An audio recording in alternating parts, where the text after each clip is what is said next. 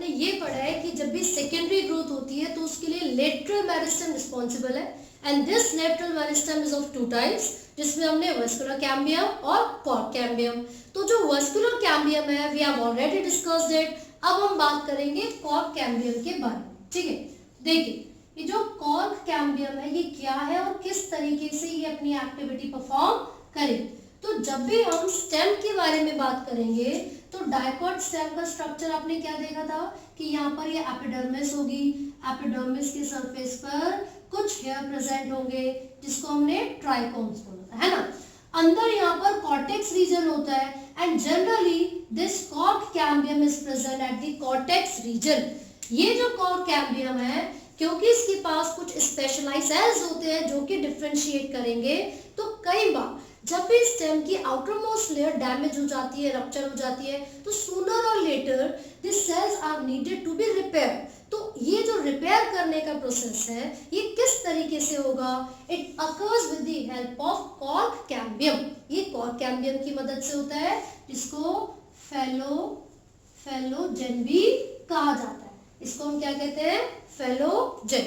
ठीक है, अब ये जो कॉर्क कैम्बियम के स्पेशलाइज्ड सेल्स यहाँ पर प्रेजेंट हैं, these cells would differentiate or will slot off, separate हो जाएंगे। जब डिवाइड करेंगे तो दोनों तरफ से डिवाइड करते हैं। when this cork cambium differentiates towards the outer region, towards the epidermis, then it forms the surface structure called cork। जब भी कॉर्क कैम्बियम के सेल्स पेरिफेरी यानी कि एपिडर्मिस लेयर की तरफ डिफरेंशिएट करेंगे तो they form another structure which is called cork. ठीक है, और यहाँ पर जब वो अंदर की तरफ डिफरेंशिएट करते हैं, यानी कि जब वो अंदर की तरफ इनर सरफेस की तरफ डिफरेंशिएट करेंगे तो यहाँ पर जो न्यू सेल्स की फॉर्मेशन होती है this is called secondary cortex.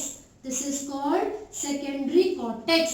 ये जो कॉर्क रीजन होते हैं इसके जो सेल्स हैं, these cells are generally impermeable to water। impervious इसको बोला जाता है, impervious to water।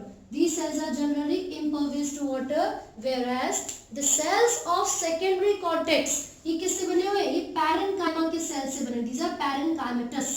किस तरीके के सेल से बने हुए हैं, पैरेन्काइमा के।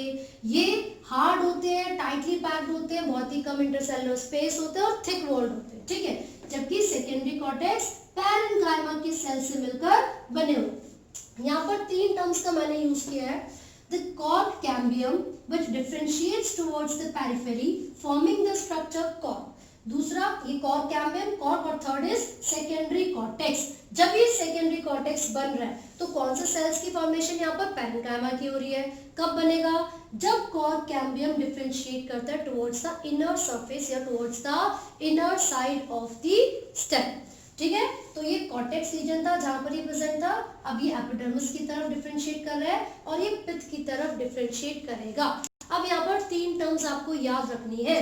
कॉर्क कैम्बियम को फेलोजेन का नाम दिया है हमने, क्या नाम दिया है, फेलोजेन।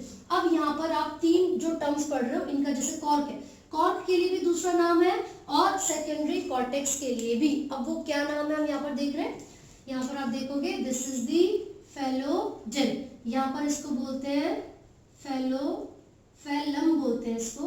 ठीक है, PHE फेलम, ये फेलम बोलेंगे और इसको हम बोलेंगे फेलोडर्म।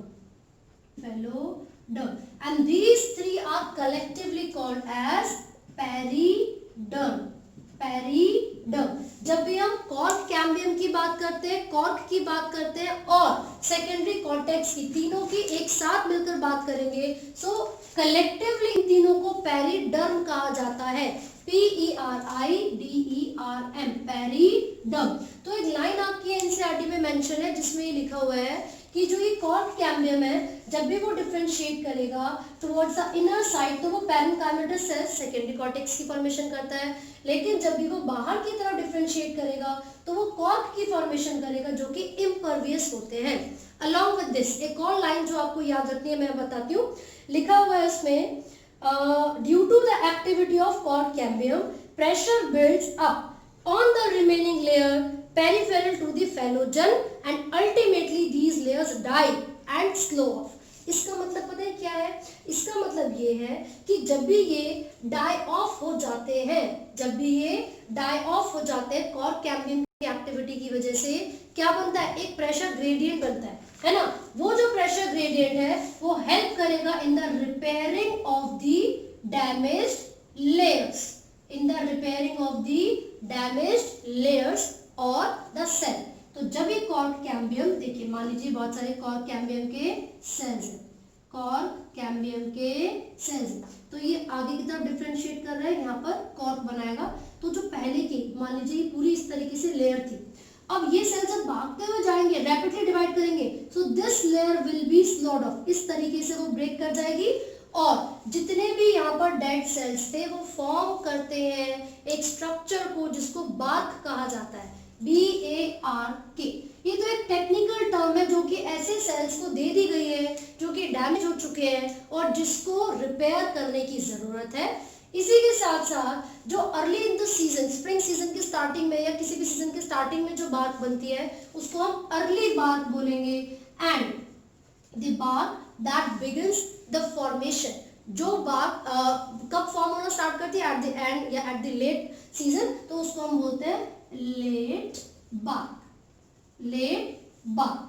कई बार ऐसा भी होता है कि ये जो बार्क की फॉर्मेशन यहाँ पर हो रही थी, तो ये जो कॉर्क बन रहा था यहाँ पर इन सेल्स की जगह पर, जब ये कॉर्क कैम्बियम डिफरेंशिएट करके यहाँ पर पैरेन्काइमा के सेल्स की फॉर्मेशन करती है, so these parenchyma sales on the epidermal layer क्या करते हैं? इस तरीके से अरेंज होते हैं कि कुछ पोर्स बन जाते हैं। फिर से सुनिए, कई बार ऐसा होता है कि जो कॉर्क कैम्बियम है ये जब आउटर मोस्ट रीजन की तरफ डिफरेंशिएट करेगी तो कॉर्क की फॉर्मेशन नहीं होगी, उसकी जगह पर it leads to the formation of certain parenchyma cells and these cells are arranged in such a way, ये सेल्स इस तरीके से अरेंज होते हैं कि यहाँ पर कुछ पोर्स बन जाते हैं which are called lenticels। इनको हम क्या बोलेंगे? lenticels। इनका फंक्शन क्या है? ये अलाउ करते हैं exchange of gases, they allow the exchange of gases किस किस के बीच में? एटमॉस्फेयर के और इंटरनल टिश्यूज के बीच में। प्लांट्स के इंटरनल टिश्यूज और एटमॉस्फेयर के बीच में एक्सचेंज ऑफ गैसेस लेंटिसल्स की मदद से होगा। These are the small pores which are present on the surface of stem. Clear है? तो चलिए फटाफट से देख लेते हैं हमने क्या पढ़ा। कॉर्क कैम्बियम की एक्टिविटी पढ़ी।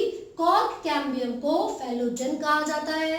जब कॉर्क कैम्बियम पेरिफेरी की तरफ डिफरेंशिएट करेगा तो फेलम की फॉर्मेशन होगी। किसकी? फेलम, यानी कि कॉर्क का ही दूसरा नाम। लेकिन जब ये कॉर्क कैम्बियम अंदर की तरफ कॉर्क, ये जो रीजन है जिसको हमने क्या बोला था, एपिडर्मस रीजन या पिथ वाला रीजन, जब वो अंदर की तरफ डिफरेंशिएट करेगा तो सेकेंडरी कॉर्टेक्स की फॉर्मेशन होगी और इसको फेलोडर्म कहा जाता है। क्या कहते हैं? फेलोडर्म। अब ये जो तीनों टर्म्स हमने पढ़ी हैं, phellogen, phellem and phelloderm, these all terms are collectively called periderm. ठीक है, तो यहाँ तक जितनी भी चीजें हमने पढ़ी है, it completes all the anatomical structures of the plant, यानी कि angiosperms, flowering plants. So this is all. I hope आपको ये समझ में आया है। इन केस आपको कोई भी डाउट है तो आप कमेंट कर सकते हैं और पूछ सकते हैं। And do not forget to like, share and subscribe. Thank you.